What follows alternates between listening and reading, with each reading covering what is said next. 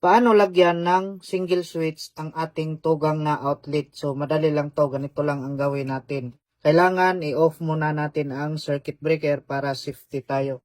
Ngayon, tanggalin natin dito ang outlet natin dito sa case niya. So, dito sa gilid, hilahin lang natin. Yan, matatanggal na yan.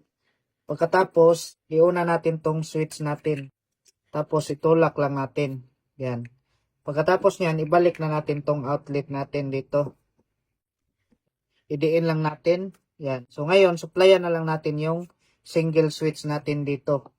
So, kuha tayo ng jumper na wire dito.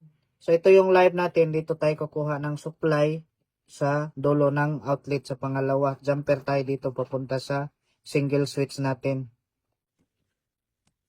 Ngayon, i-connect natin to dito sa single switch natin kahit saan dito sa dalawang butas na to. Kuha na tayo ng supply para sa ilaw natin dito. So, connect natin dito kahit saan dito sa dalawang butas na to. So, ito na yung return ng switch. Papunta na to dito sa supply na live dito sa ilaw natin. So, ito yung neutral na linya. Dito tayo kukuha ng neutral papunta na dito sa ilaw natin. So, ngayon, ito yung neutral natin. Connect natin dito sa supply na neutral dito sa ilaw natin. So, una natin ang circuit breaker. So, kapag i-on natin tong switch, ilaw na yan. Yan.